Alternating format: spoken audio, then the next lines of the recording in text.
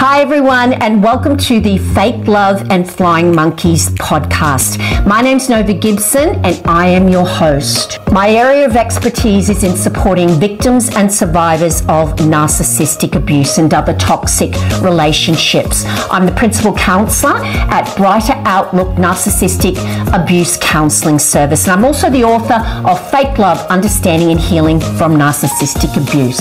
In this podcast, we're going to be talking about everything from the initial pink cloud you find yourself on at the start through to the horrific discard and the powerful trauma bond that keeps you hooked.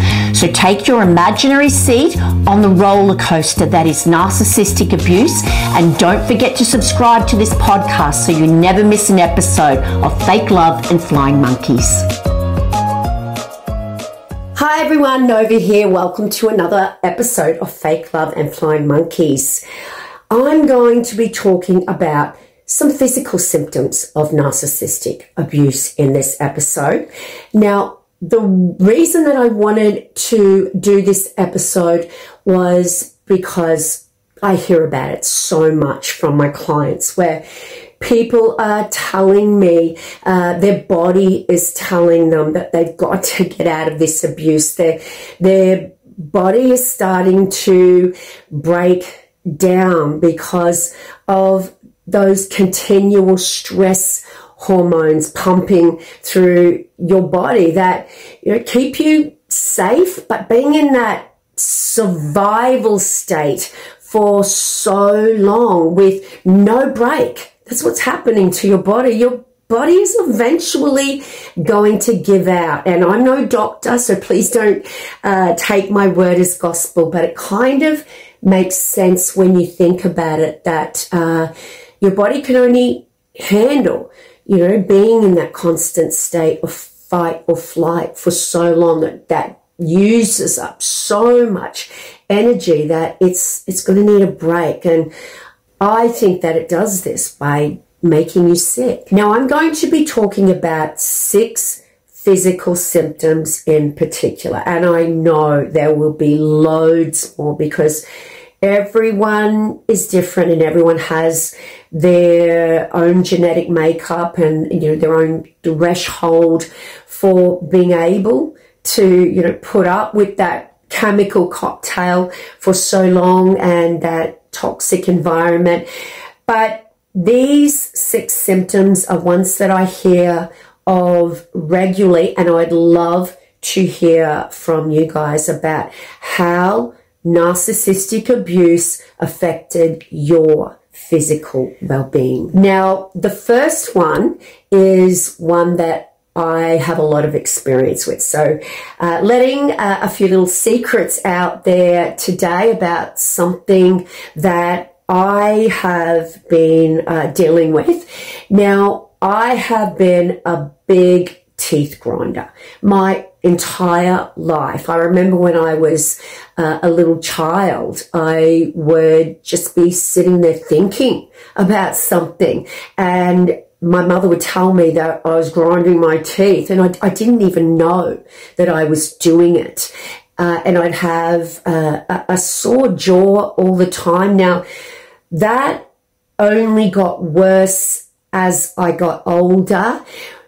I don't know that it got worse in terms of me teeth grinding, because I think I've always done that in my sleep, and when I'm concentrating on something, it's something that I have just picked up, and it's become a terrible habit, one that is really, at the moment, impacted on my life. So here's why, and I would really love to know, guys, if you have been through this. So not long ago, I had a lot of pain under my ear, mainly under my left ear, and I could barely open my mouth. Oh, the other thing I should tell you is that I've always had this, I thought it was unique, this ability to click my jaw in and out.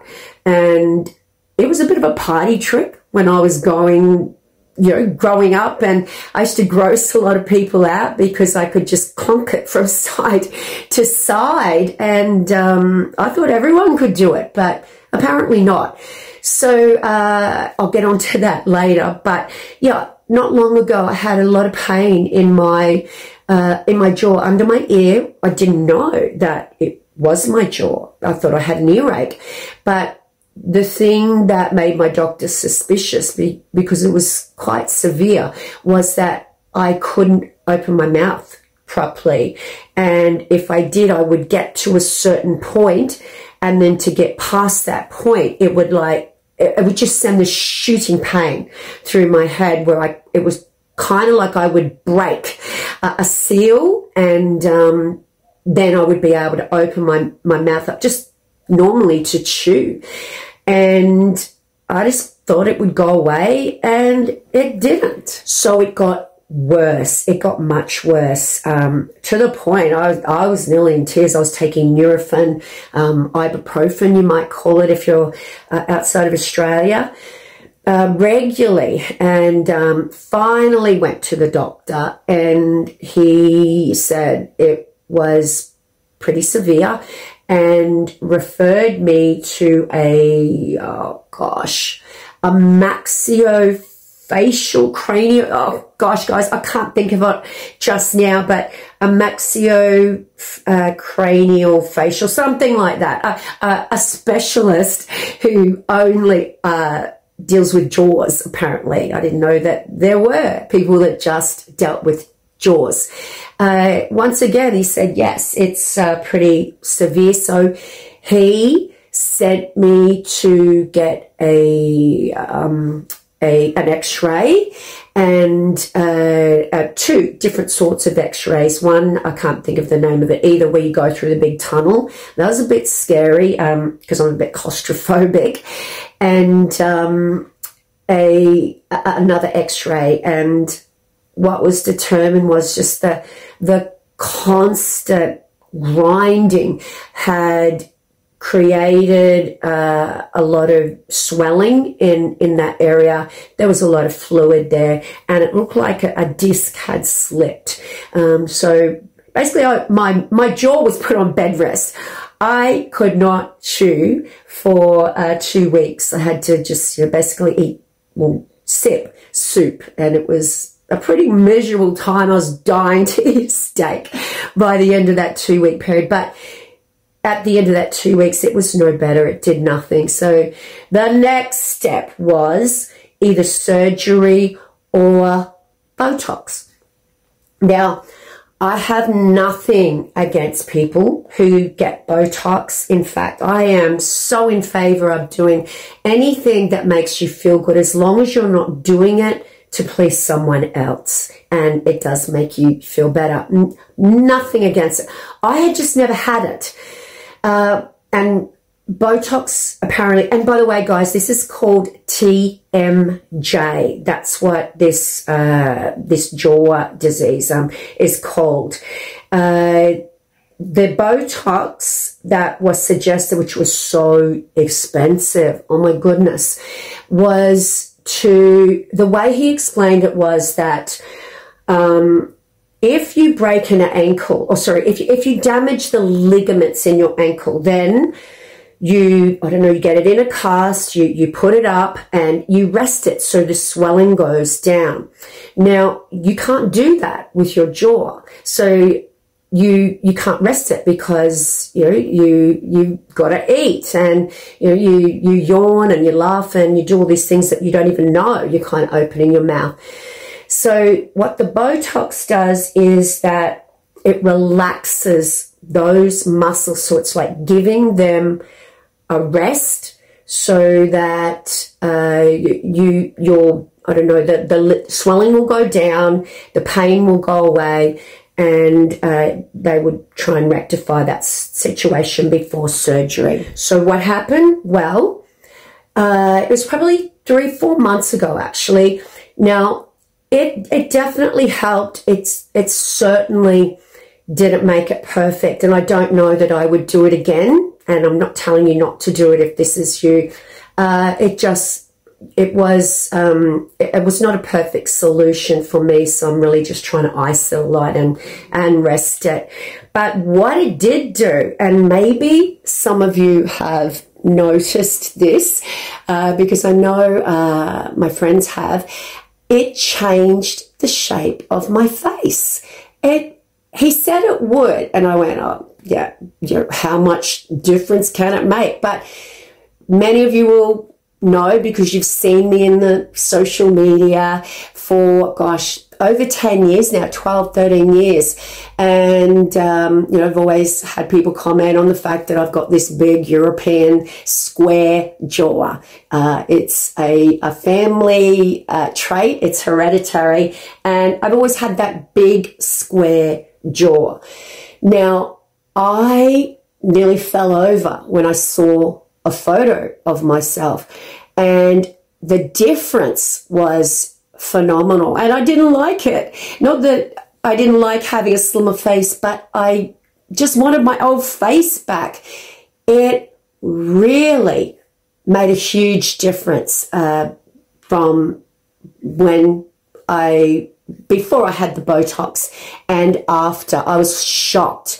And the reason he said that this would happen was because the reason my face is square, and for those of you who have the same shaped face as me, is they're muscles.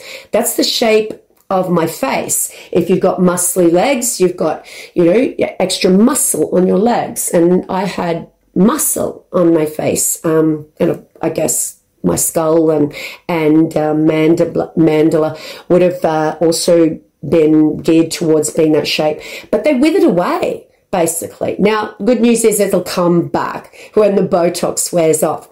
But I know that is a bit of a story there, but I really wanted to share with you that I have experienced it too, and that maybe that one in particular, which I got firsthand experience with, is not something you're kind of putting in perspective in terms of that's another symptom of your trauma, of the narcissistic abuse. But teeth grinding is a classic way that individuals who've suffered trauma will exhibit the physical symptoms that come with trauma.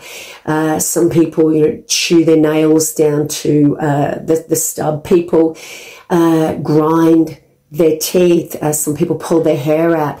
It's that physical manifestation of the anxiety, the stress. And of course, it has certainly short-term repercussions, but sometimes long-term repercussions, with teeth having to be pulled out because you've just shattered them by the powerful grinding in your sleep because of that amount of stress and anxiety in your life that you have with narcissistic abuse. By the way, guys, tip number 2 for you, if you are a teeth grinder like myself, please go and get yourself a mouth guard. You might go through them like I do, but please get a mouth guard, because I had to have a tooth pulled up the back, and it is not a pleasant thing to have done when they've got their knee on your chest trying to leverage themselves to get the tooth out. It is not pleasant, and it can be so much worse than that. So yeah, go to your dentist and get a mouth guard that you can wear at night when we seem to do the most damage. Now, number 2 is insomnia.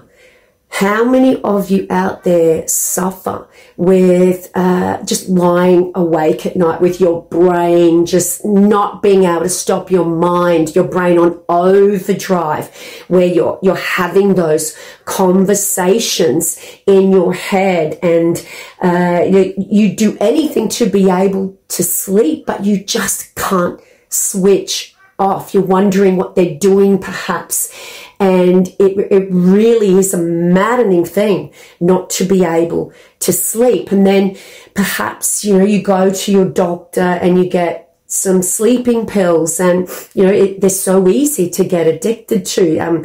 They can be good, I've heard from my clients in the short term, but, then I guess you also run the risk of having that kind of hangover effect the next day, that rebound effect. But when we don't have enough sleep, it impacts on every part of our life.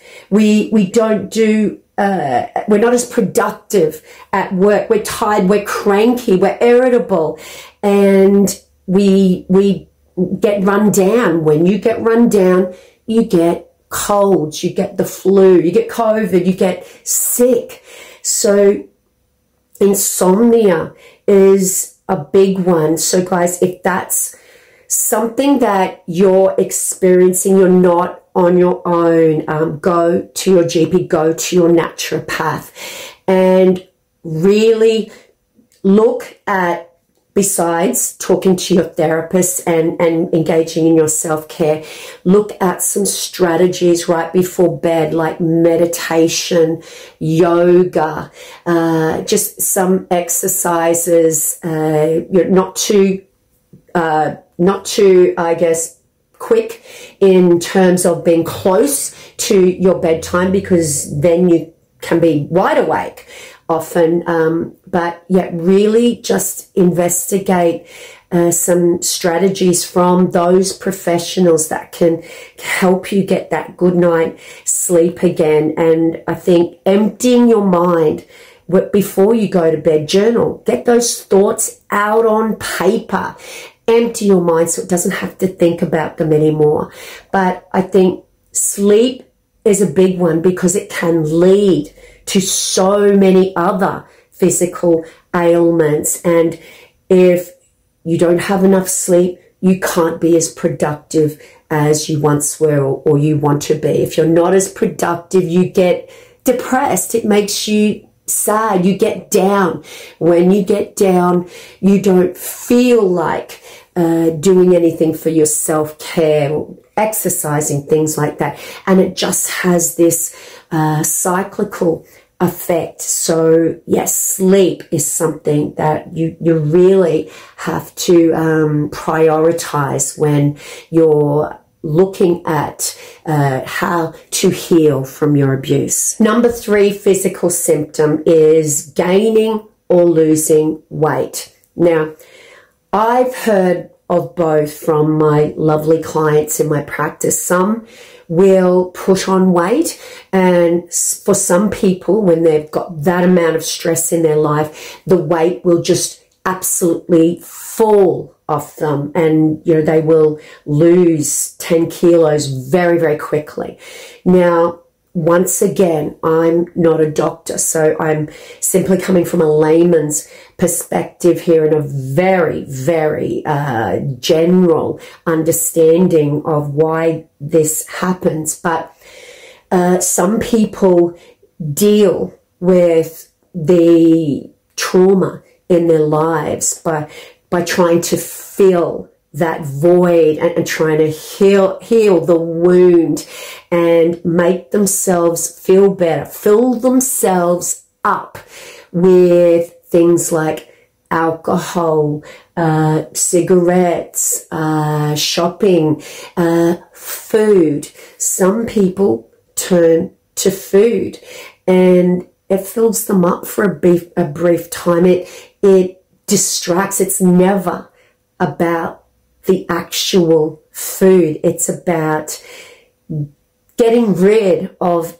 that trauma or the feelings that trauma brings out in you, and filling it with something else. It's a form of self-medicating. And sugar, you get that high, don't you? You get that rush, that sugar rush, and just for a few brief moments, you feel good because you've had a hit of sugar. But soon after that, you have a downer. You come down off that sugar high and you crash. And then what do? You want to feel good again. So you seek out food and those sorts of simple carbohydrates. So some people, that becomes their way of self-medicating. And for some other people, they fill that void in other ways. Maybe they're exercising to the max. Anything can become a negative addiction. Well, all addictions are negative, but anything can have a negative impact on your life if you're doing it to excess and you're not doing it for the right reasons. You're doing it to fill the void that's been left there through trauma. So exercise can be something that people do to absolute excess. That can be something that makes people lose weight, but often the thing that makes people lose weight is just the physical reactions of the body in terms of the heart beating faster. The adrenaline's pumping on overdrive, the cortisol's pumping, you're walking on eggshells. You are in that state of fight or flight. You're in that state of hypervigilance 24/7.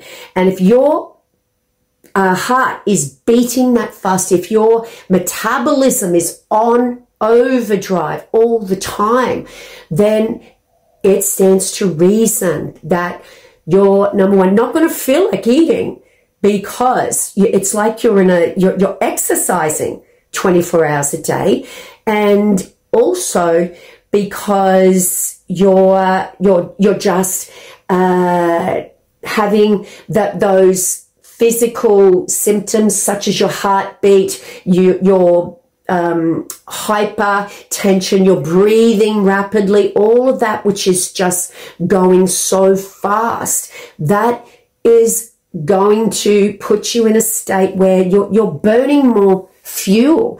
And even if you were to keep up your normal intake of food, you are so stressed out that you're going to burn far more than you would have when your heart was beating at a normal pace. Number 4 physical symptom is tummy upsets, digestion. I'm just going to talk about it broadly here, guys. People can get, IBS, where they have irritable bowel syndrome, or they can have the opposite of that, where you don't feel like going at all, or just feeling just physically queasy and sick all the time. And once again, not being a doctor, this is just something that I hear of regularly. Normally it coexists with other symptoms such as not being able to sleep, but I can only put it down to things like the chemicals that are on overdrive in your body, that your body doesn't like, the lack perhaps of good nutrients because you just don't feel like eating, maybe the consumption of really bad ingredients and food that is not good for you, and maybe things that you're self-medicating with, perhaps alcohol and things like that. But just the reaction to being in that state of fight or flight. You think of the chemical changes in your body. Like, obviously your body is running in a different way to when you're happy and you're calm. This is where the anxiety comes in. Anxiety stems from that lack of control you have over your life, but it's also something that becomes like this this loop that you go through, where you will have those symptoms. Perhaps your heart will start beating faster, your palms will start to get sweaty if you're thinking about just having a panic attack, or you're drinking a cup of coffee perhaps, and this has given you those physical symptoms, and then those physical symptoms then bring on the anxiety. That's why I always tell people to cut out those things with caffeine and any kind of ingredient similar to caffeine, because they are anxiety inducing. They raise your blood pressure. They make you feel anxious, and you start having the feeling of being anxious, and that leads you to having anxiety about your trauma. So, yes, those three particular symptoms, especially the queasiness in your stomach, I can only think would be related to the chemicals that are now inside your body, and how your body is reacting to those chemicals that it would do anything to get rid of. And those chemicals are there because of the narcissistic abuse, because of your trauma, and your body trying to, purge those horrible chemicals and get you out of that abusive environment. Number 5, physical symptom is the opposite of not being able to sleep and insomnia, and that is sleeping too much. People get depressed when they are being traumatized. It produces all those horrible chemicals, and of course the serotonin and all those things that make you happy, those happy hormones, they're severely lacking in your body. And of course the narcissist has done everything in their power to destroy your self-worth, your self-esteem. You feel powerless. You've got no control over your life. A lot of the time, you can't escape. You can't leave. Whether that's because the pain, the fear of withdrawal from this person you've become trauma bonded to is so much worse for you than the pain of staying, or because your abuser has created an environment where you're 100% dependent on them, and you don't know how you would survive. You've got children, they control the finances, you haven't been allowed to get a job, and you feel like you would never survive without them. All of these things that keep you stuck, and all the while they just continue to chip away at any semblance of self-worth you have, which becomes non-existent. So you become depressed. How could you not become depressed at some instance in these abusive situations? And with depression often comes not being able to function, not being able to get out of bed, just wanting to hide from the world, wanting to stay in bed and sleep as long as you can, because if you get out of bed and you get outside those front doors, then you are going to be faced with danger. Well, that's what you've been conditioned to believe by your abuser. And all of those horrible chemicals and the lack of any positive chemicals or hormones in your body can lead you to feelings of just absolute lethargy, not being able to get out of bed and not feeling productive at all. And that then it becomes like this self-fulfilling prophecy, because when you're not productive, it kind of reinforces what your abuser said to you. And then you feel more depressed. And then the narcissist in your life uses that to support their argument of you being useless. The sleepiness, the tiredness, the lethargy can also be the result of, I've been told, of chronic fatigue syndrome, where individuals suffering from this have little to no energy, and it's debilitating because they just can't function. And what happens when you can't function and do the things that you want to do, especially when you can't show anyone any kind of physical symptom, and people say, oh, it's all in your head, and that reinforces that there's something wrong with you. But yes, I've heard a lot of individuals being diagnosed with chronic fatigue syndrome,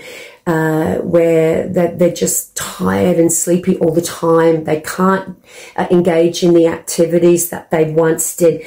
And you would have to think that this would be something that victims of narcissistic abuse, who have had their, self-esteem, their sense of self, their self-worth absolutely destroyed by their abuser.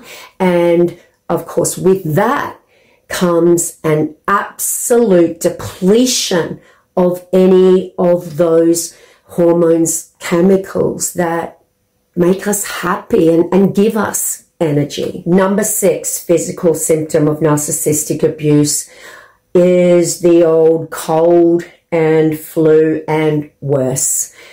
Guys, you think about it. You think about what you have been through with your abuser.